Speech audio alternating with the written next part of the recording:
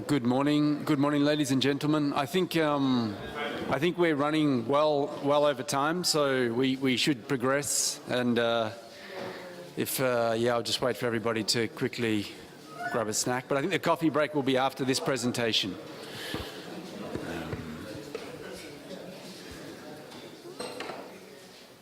So I think I will start in the interest of time because we are very much delayed. So in a very short time, I'll try and convey quite a large work area. I think these two work areas I'm presenting, National Forest Monitoring and REDD Plus, are the largest work areas in the Forestry Department currently. So I'll give a quick overview of our work, and then maybe you can ask me directly for further information. But given the time, I'll only be able to touch very lightly on our work areas. So. As our former ADG mentioned, over the last 10 years, there's been a lot of investment on REDD Plus, trying to articulate that linkage between forests and climate change and put that into an incentive mechanism under the convention.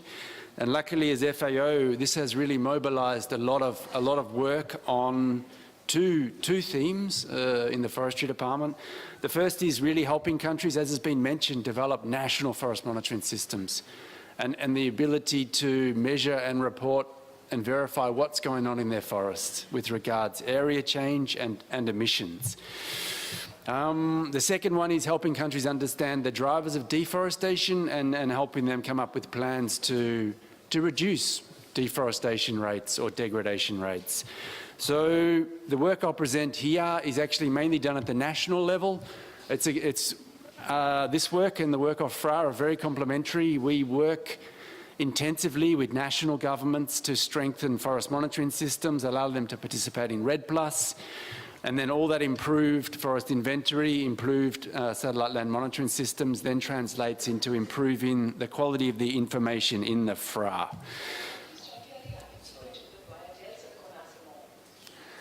So we, as mentioned, we work mainly at the country level with large country projects in FAO offices, and we're very active in many countries around the world, mainly in developing countries.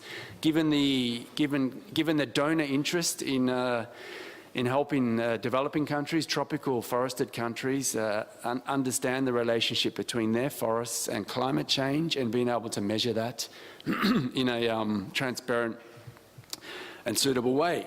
So we have a team here at headquarters, we have teams in the regional office that Ken mentioned, and we have teams in the countries supporting the countries on this. As Ansi's already mentioned, we work very closely with FRA. So from the early days in the 1940s, the mandate to improve forest information, collect forest information, working at the national level and the global level has been a core area of the Forestry Department work. And it really has evolved through time, much like the FRA has evolved, I think, really from the early years, helping countries understand their resource, their timber resources, how they can capitalize this resource for development after the war. Moving to biodiversity, socioeconomic information has been mentioned several times. And in the last 10 years, a lot of funding for REDD Plus, an incentive mechanism to reduce deforestation and degradation. But really, the overall objective over the 70 years has been to strengthen national capacities for long-term forest monitoring. You know, the motto that better information leads to better decisions, which leads to better actions. So I won't really have time to go over this slide in much detail given the time, but just to mention that our work is very grounded at the country level. The country takes the lead on this. We just provide advisory support, technical support. It is really nationally owned. These national systems, if they're not owned by the Forestry Department and institutionalized in the Forestry Department, then they will not have a very long shelf life. So all our work builds on what we find in the country, and we try to strengthen that and help the country then and report to the convention and also help them report to the FRA. So my team, we maintain a set of free and open source tools that has really evolved a lot in the last 10 years. And I invite you all to go on openforest.org and play with these tools. We have a collection of quite highly evolved tools to support forest inventory activities, so the collection and analysis of field inventory data. And we have some very nice geospatial platforms that, like Ansi mentioned, allow countries to do some very advanced geospatial analysis on using cloud-based computers and using freely available and some commercially available remote sensing software. So just to mention the real progress on REDD Plus under the convention, it is an incentive mechanism, and right now, after 10 years of hard work by FAO and other partners and the countries, we see currently there are 44 reference emission level submissions to the convention. I won't have time to explain exactly what that is, but it's a benchmark for the country on what their forest is doing over time, and then any actions they take to change that trajectory. They may reduce deforestation or they may enhance their forest cover. There is an opportunity to receive incentives for that through the convention. So last week, the Green Climate Fund announced $100 million to Brazil following this set of modalities to reward their good effort in really drastically reducing deforestation rates over the last 10 years. So India, you submitted last year your reference emission level. FAO, you are a very strong country with a long history in forest monitoring.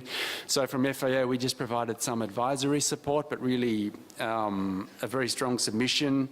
And now it's great that India is engaging into this activity. And I'll talk a bit more about, very briefly, some of the work we are doing in India.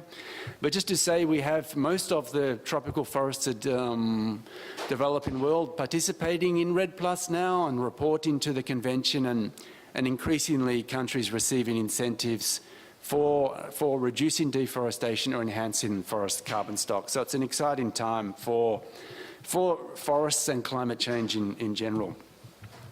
So given the time limitation, I just refer you to our publications that I think these are the publications from the last year that cover the work of a large team at national, global and country level, tracking progress on REDD Plus, helping countries strengthen national forest monitoring systems, and tracking capacity development on forest monitoring over the last 10 years. So FAO is very lucky, building on the mandate from FRA and our mandate to strengthen national capacity for this, of really progressing this work and taking it forward. And as was mentioned, it's an area that will need support in the next 10 years, because in many countries, the capacity, the systems need to be strengthened to really understand what's happening in the forest. So the future, a lot more work, increasingly the Paris Agreement, linking all this progress to REDD Plus to the Paris Agreement. Supporting countries, I think, on transformational change is the latest word. That nexus between agriculture and forestry is very complicated, but trying to help countries navigate that and moving countries to receiving results, financial results for good behaviour. I think that is all I will say very briefly. We have a very good website that covers all our country support, regional support and global support, fao.org/REDD. And maybe I'll just quickly reflect on some activities in India. DG Dasgupta, we had a very nice South-South collaboration with Sri Lanka. I recall you came to headquarters a couple of years ago. So that's really trying to capitalise on the strength of Forest Survey India in the region to help other countries measure their forests. So Sri Lanka, collaboratively, FSI, FAO helped Sri Lanka design a national forest inventory, which was a very nice collaborative process. And last year we had a nice regional exchange in Dehradun on REDD Plus. So we brought many Asian countries to Dehradun to reflect on their progress on forest monitoring systems and reference emission levels, and received some good support from FSI on that, and we brought in our FAO experts.